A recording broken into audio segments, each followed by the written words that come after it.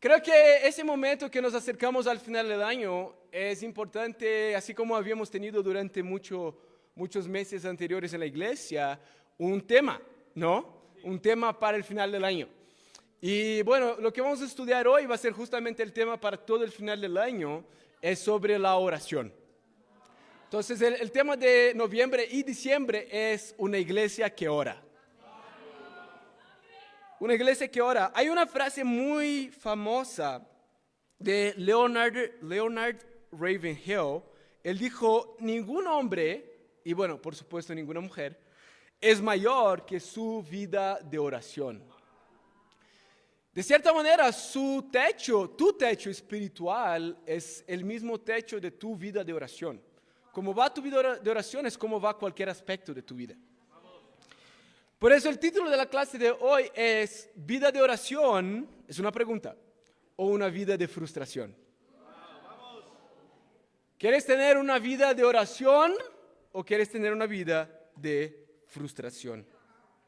Y vamos a ver algunas escrituras distintas en las escrituras para ver algunos principios sobre la oración en nuestras vidas.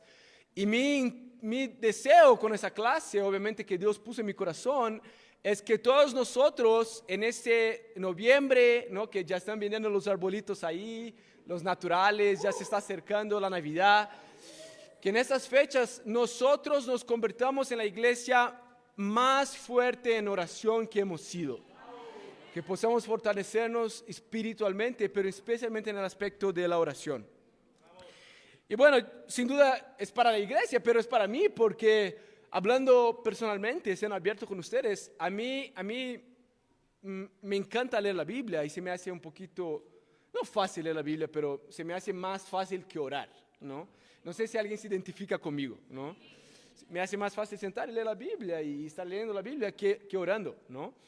Y me vienen menos distracciones en la mente cuando leo la Biblia que cuando oro. Y de cierto punto de vista, orar no solo para mí, pero para todos es más difícil porque es algo que te quita de tu zona de racionalidad. No tienes que estar ahí solamente racionando y apuntando y pensando en decisiones, pero tienes que estar rendido a los pies de Jesús. Por eso vamos a abrir una escritura. Mira allá en 1 Samuel, capítulo 12. 1 Samuel, capítulo 12, versículo 23. 1 Samuel, capítulo 12, versículo 23.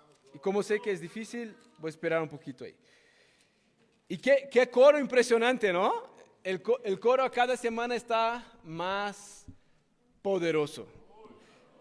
Siento todos esos que vienen del coro aquí arriba, parece como la Liga de la Justicia, ¿no? Como son tantos y tienen colores parecidos, ¿no? Para mí es como increíble. Bueno, 1 Samuel capítulo 12, ¿llegaron allá? Versículo 23.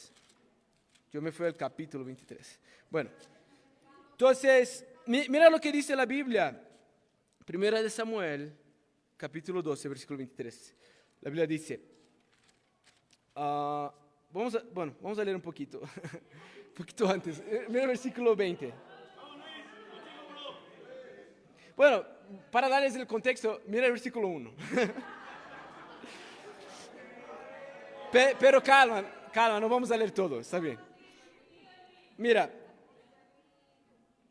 bueno, mira el capítulo 11, versículo. Mira el versículo 12 del capítulo 11 primero. Mira, dice la Biblia, el pueblo le dijo entonces a Samuel, ¿quiénes son los que no querían que Saúl reinara sobre nosotros? Entréguelos que vamos a matarlos. Nadie va a morir hoy, intervino Saúl. En este día el Señor ha librado a Israel. Venga, le dijo Samuel al pueblo, vamos a Gilgal para confirmar a Saúl como rey. Todos se fueron a Gilgal y allí ante el Señor confirmaron a Saúl como rey. También allí ante el Señor ofrecieron sacrificios de comunión. Y Saúl y todos los israelitas celebraron la ocasión con gran alegría.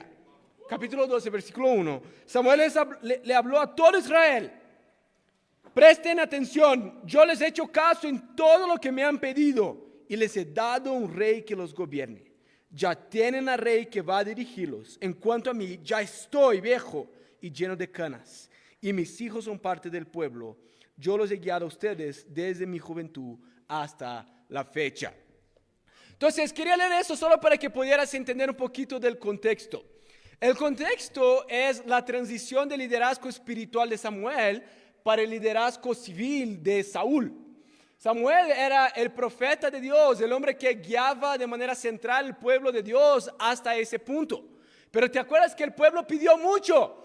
Señor, danos un rey, porque no entendía que el propio Señor era su rey. Y como tú sabes, si tú pides mucho algo, sea bueno o sea malo, Dios te lo va a dar. Porque Dios bendice fe positiva y negativa. Entonces Dios les contesta, ¿quieren un rey? Toma un rey. Y agarraron a Saúl como rey. ¿Por qué? Porque era un hombre impresionante. Era un hombre, bueno, Dios les dio y el futuro va a pecar, pero ese no es el punto. Pero ellos reciben un rey físico como querían, ¿no? Entonces el capítulo 12 es justamente la transición de Samuel diciendo, mira, ya que ustedes querían tanto a Saúl, ahora se los doy a Saúl, pero para mí es bien complicado estar en la posición que estoy. La verdad, ahora me voy a despedir, voy a quitarme mi cargo, mi posición un tantito y les dejo con Saúl, ¿no? Entonces básicamente el capítulo 12 es ese contexto y Samuel les habla muchas cosas al pueblo, para que se queden con ellas ahora debajo del liderazgo de Saúl. ¿Están conmigo, iglesia? El versículo 23, y ahí será el que quería leer. Mira lo que quería leer ahí para ustedes. Bueno, 20 a 23. Dice, no teman, replicó Samuel, aunque ustedes han cometido una gran maldad, no se aparten del Señor, más bien sírvanle de todo corazón. No se alejen de Él por seguir a ídolos inútiles, que no los pueden ayudar ni rescatar, pues no sirven para nada. Por amor a su gran nombre, el Señor no rechazará a su pueblo. De hecho, Él se ha dignado a verlos a ustedes su propio pueblo. En cuanto a mí, que el Señor me libre de pecar contra Él, dejando de orar por ustedes. Yo seguiré enseñándoles el camino bueno y recto. Samuel les avisa que a pesar de quitarse de la función de profeta de Israel en ese momento, de dejar la función del líder de Israel a Saúl, él aún iba a seguir orando por ellos. Y mira eso, no solamente él considera importante seguir orando por ellos, como considera que sería un pecado si no orara por ellos. Ahora, tú me preguntas, ¿por qué orar por ellos? Habían pecado. Es cierto, así como tú y yo hemos pecado, ¿no? Y aún así, Samuel tenía en su corazón la convicción de que seguir orando por ellos era una necesidad. Y ese es un principio, hermanos, de nuestras vidas. Ese es nuestro primer punto. Ora por las personas en tu vida. Primer punto, ora por las personas en tu vida. ¿Sabes? ¿Ya se te pasó a ti orar por todo menos orar por personas? Algunos pasan lo opuesto, oran por personas, pero no oran por nada de su propio corazón, ¿no? Pero lo que pasa mucho también es orar mucho por sus propios temas, pero nunca tener a nadie en sus oraciones.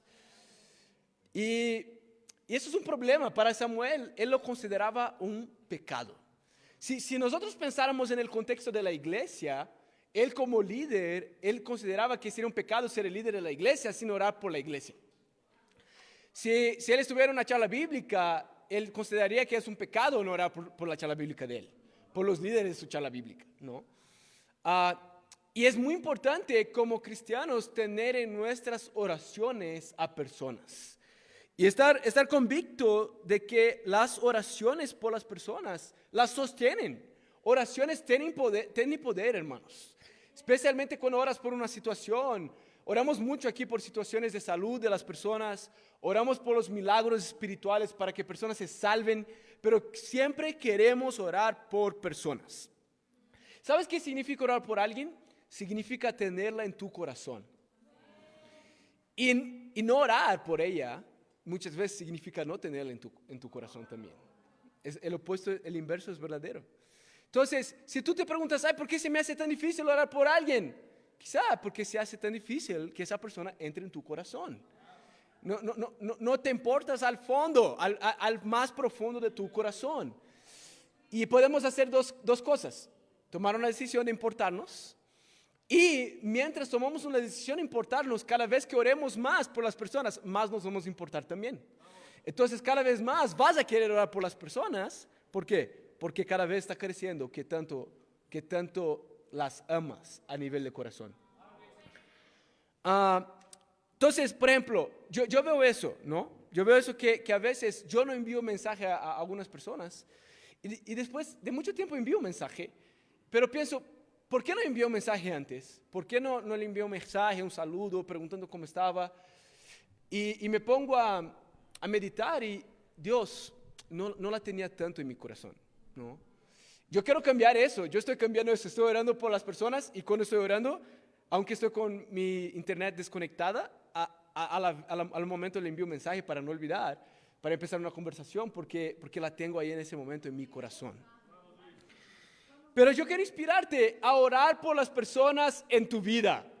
Ora por las personas, ora por los miembros de tu charla bíblica, ora por la hermana que te gusta, ora por el hermano que te gusta, ¿entiendes? Ora por la persona con quien vas en la cita para animarla, ¿entiendes? Ay, voy a una cita con un hermano, con una hermana. Ora, Dios, por favor, ayúdame a inspirar muchísimo a mi hermano. Ora por él, ora por ella. Pregunta, ¿quién necesita de oración? ¿No? Ora por tus líderes, ¿entiendes? Yo ocupo muchas oraciones, ¿entiendes?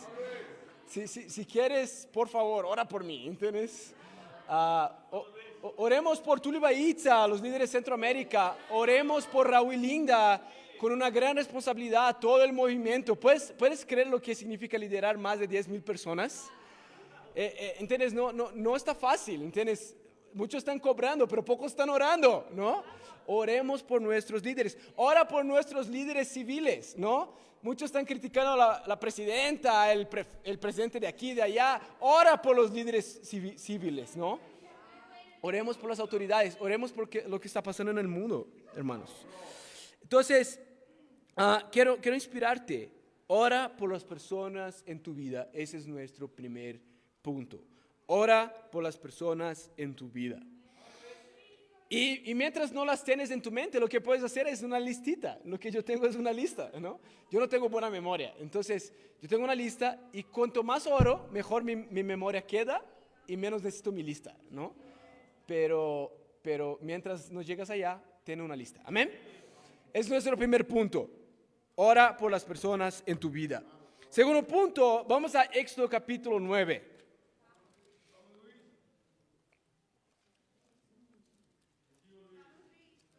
Éxodo capítulo 9.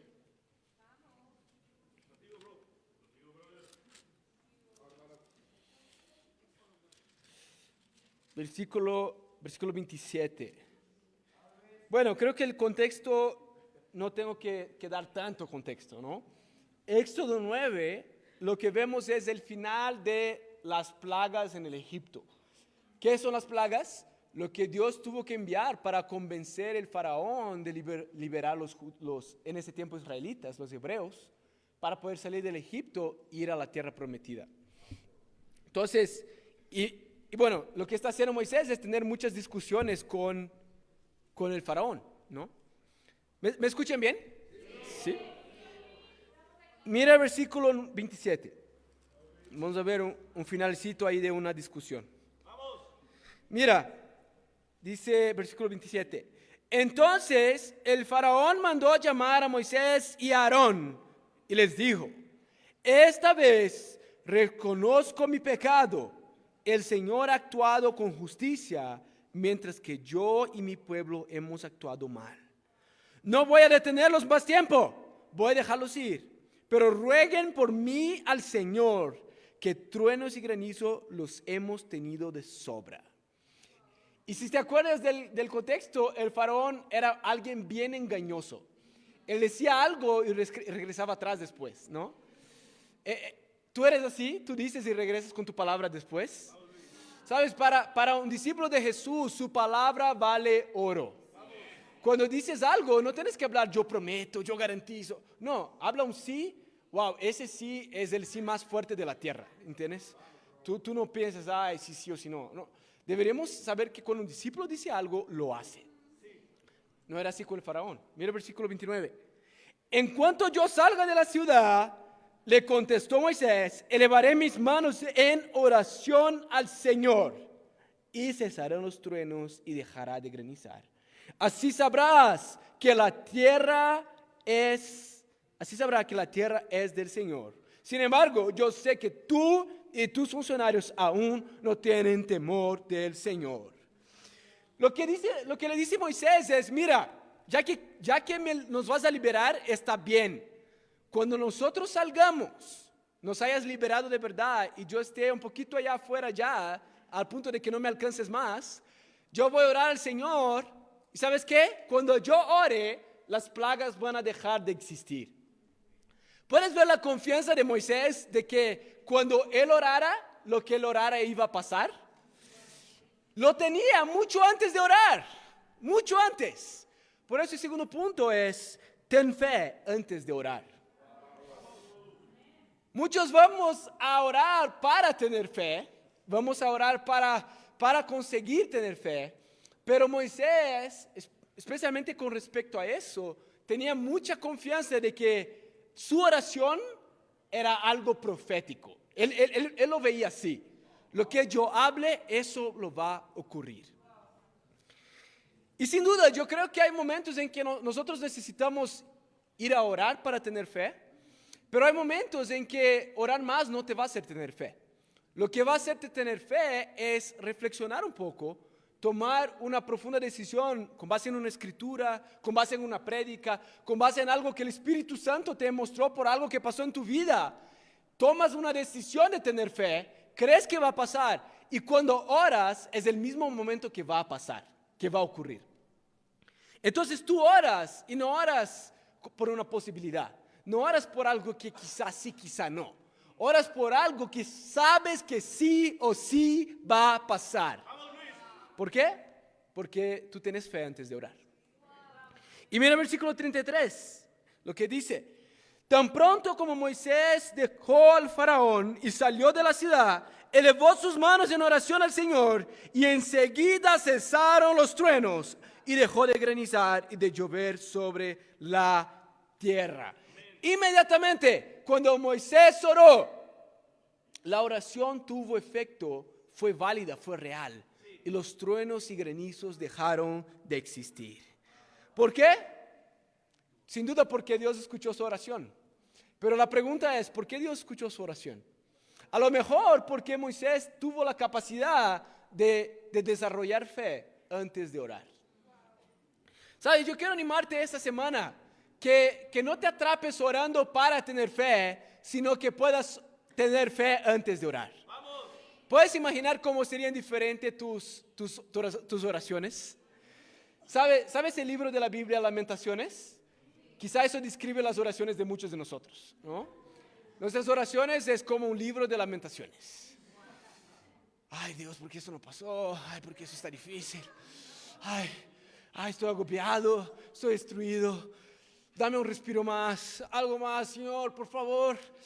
Y ya estás casi en el último suspiro, ¿entiendes?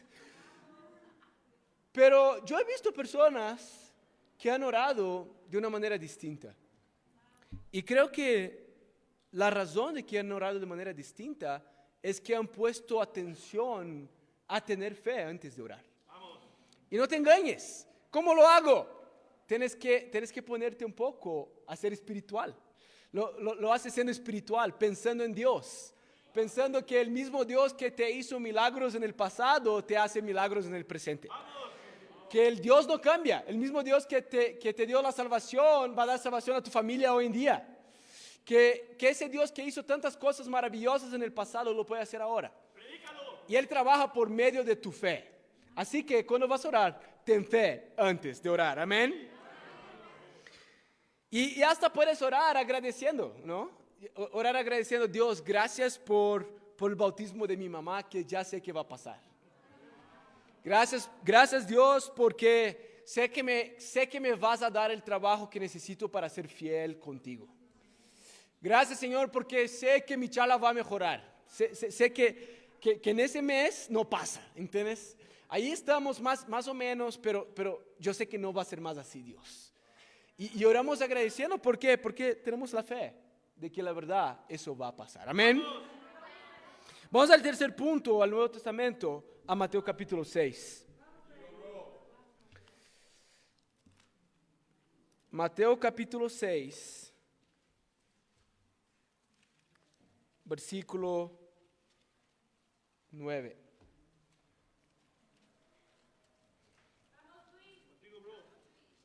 Mateo 6, 9. ¿Llegaron allá? Mira lo que dice la Biblia. Versículo 9. Ustedes deben orar así, Jesús enseñando a sus discípulos. Padre nuestro que estás en el cielo, santificado sea tu nombre, venga tu reino. Hágase tu voluntad en la tierra como en el cielo. Danos hoy nuestro pan cotidiano. Perdónanos nuestras deudas como también nosotros hemos perdonado a nuestros deudores. Y no nos dejes caer en tentación, sino líbranos del maligno.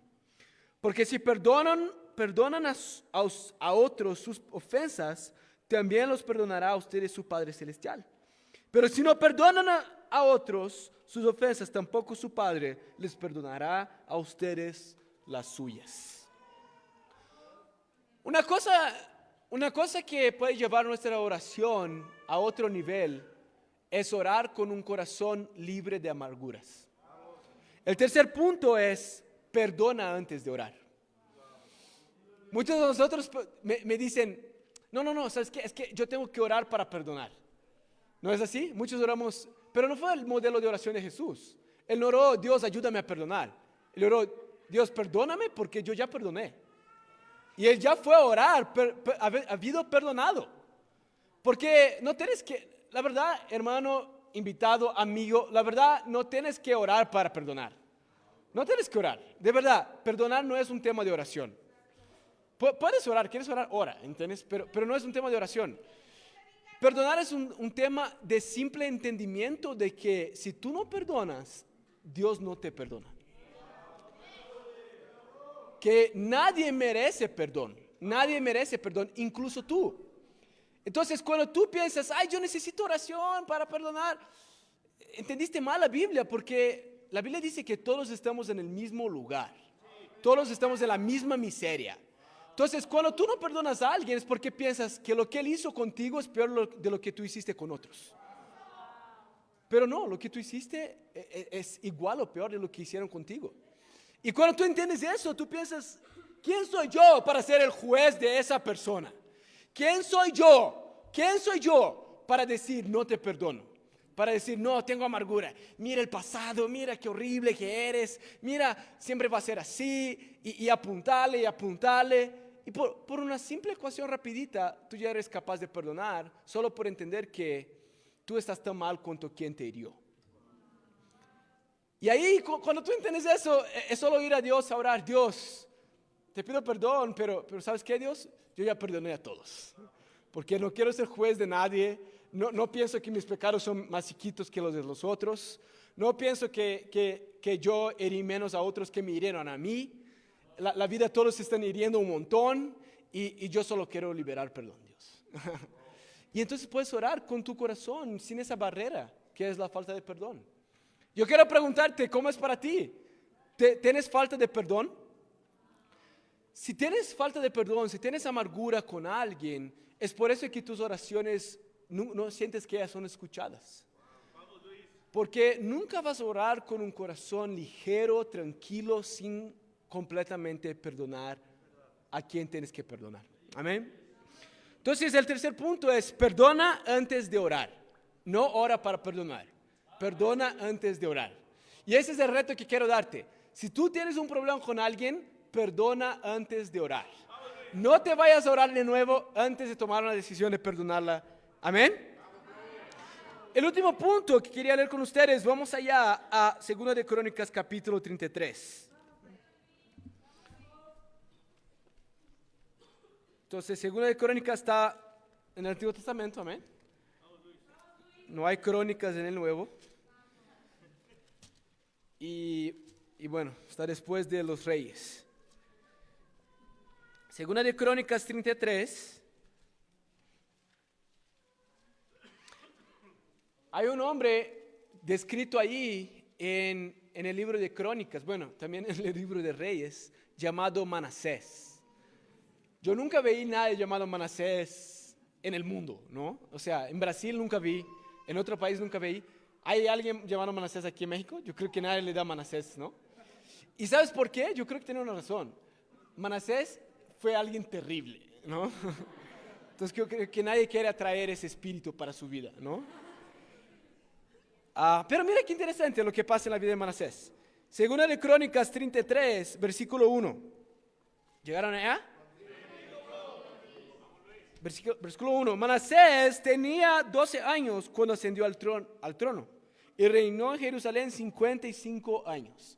Bueno, entró en el trono bien jovencito, ¿no? Lo que puede explicar muchas malas decisiones.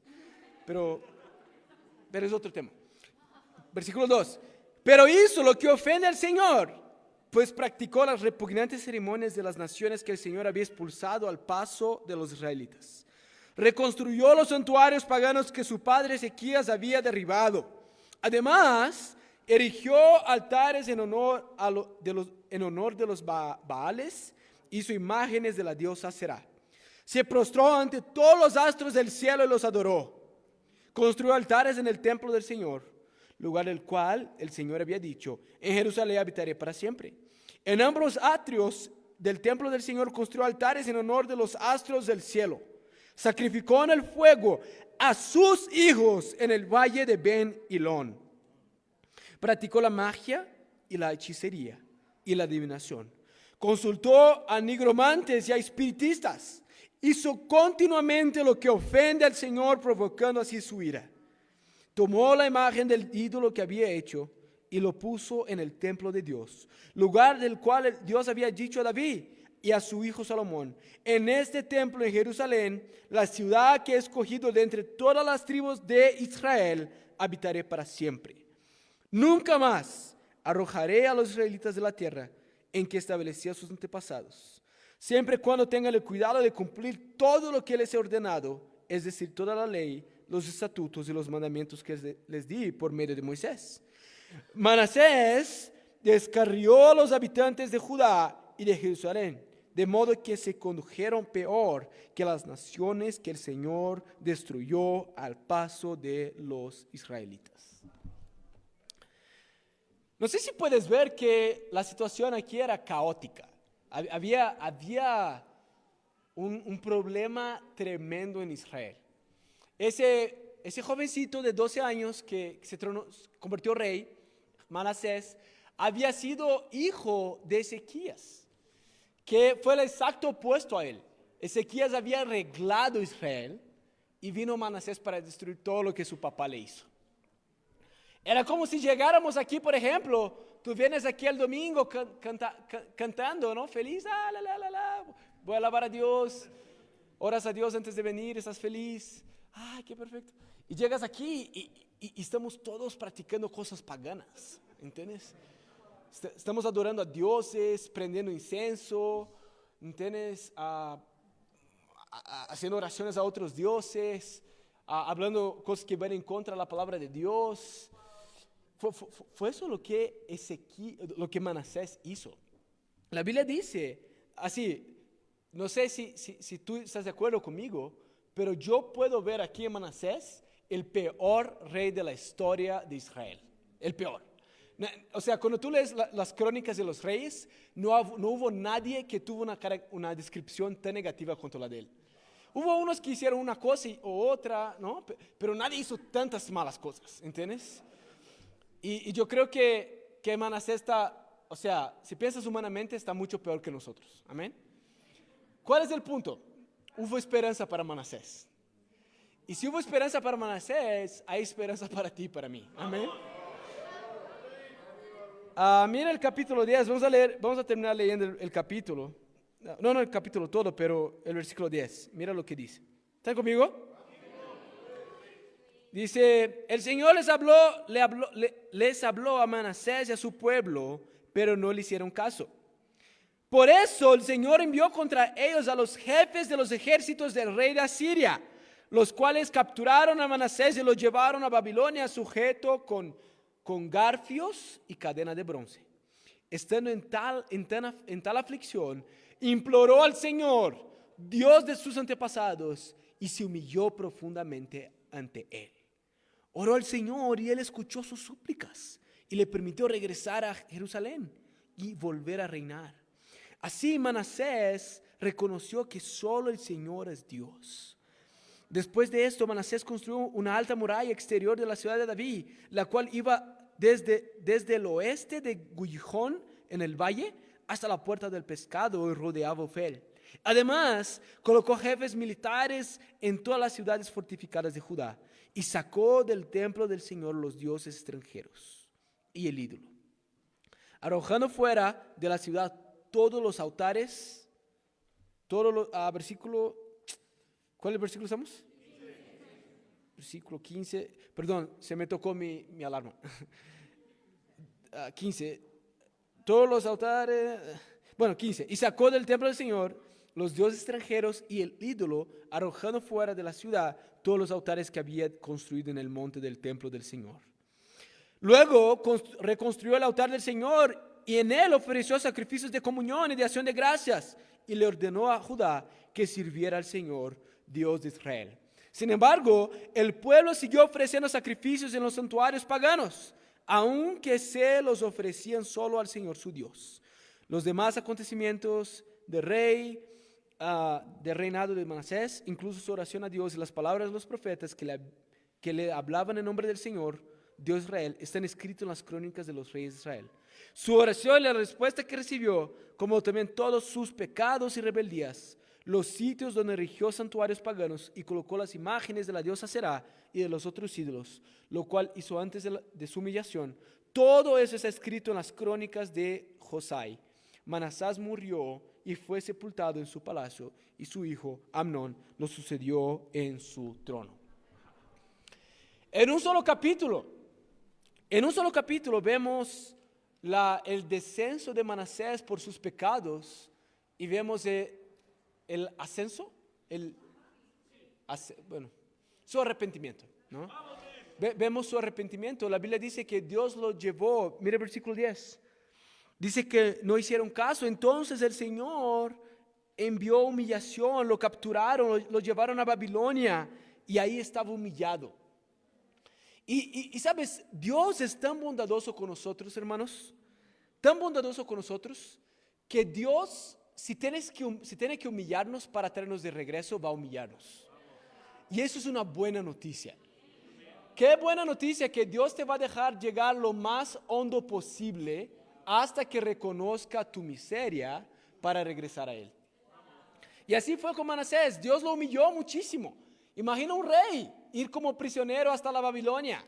Tenía garfios, estaba encadenado, o sea, no tenía libertad. Y entonces cuando estaba en toda esa situación, se le cayó el 20. Wow, ahora sí entendí. El Dios de Israel no es un juego.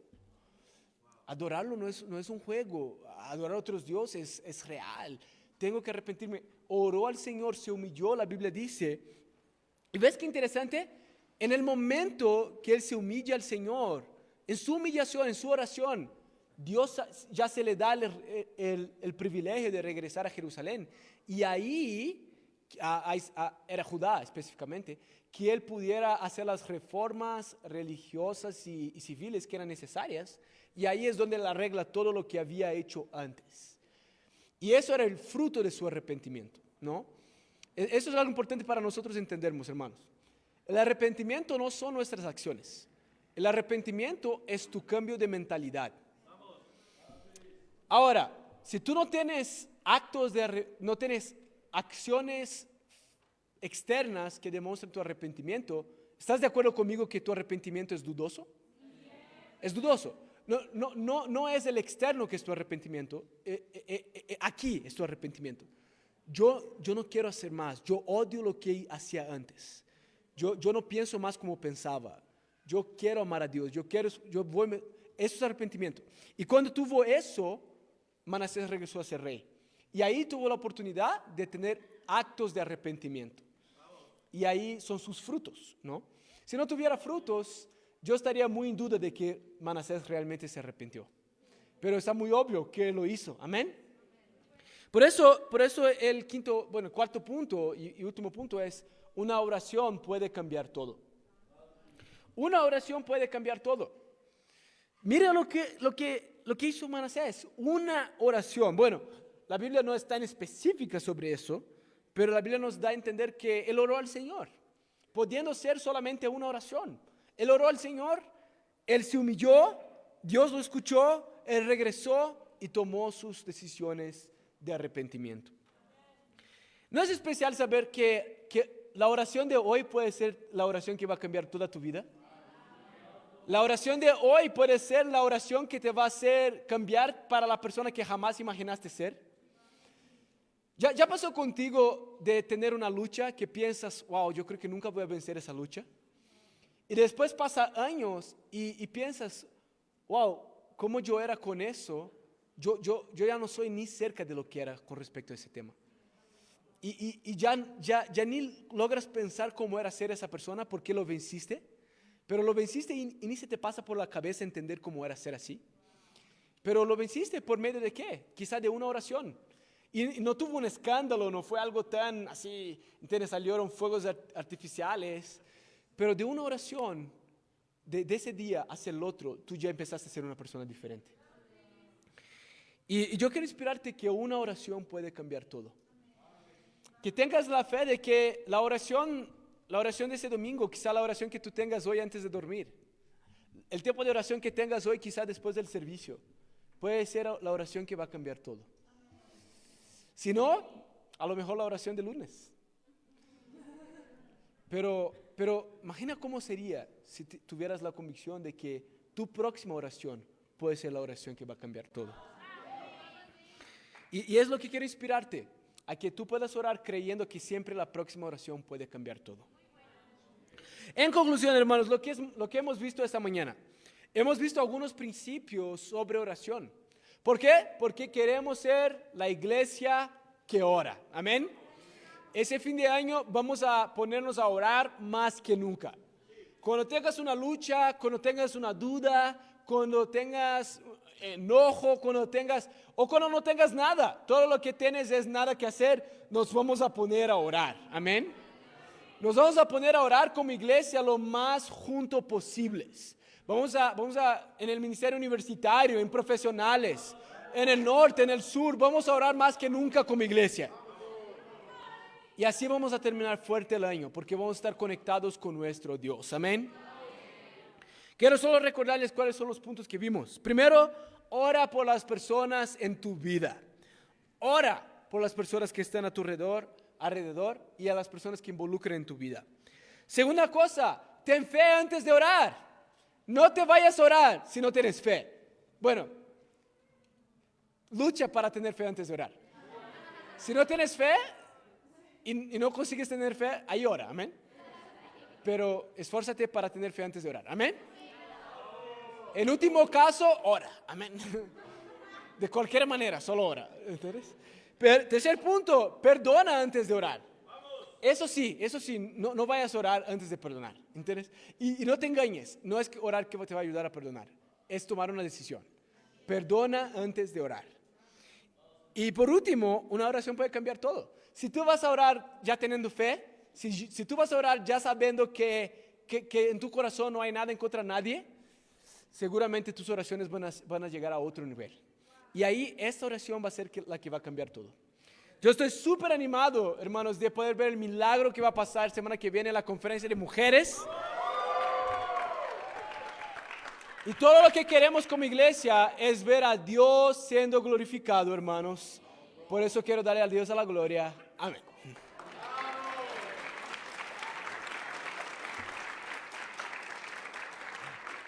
En ese momento vamos a tener 5 minutos de receso y ya regresamos para el restante del servicio.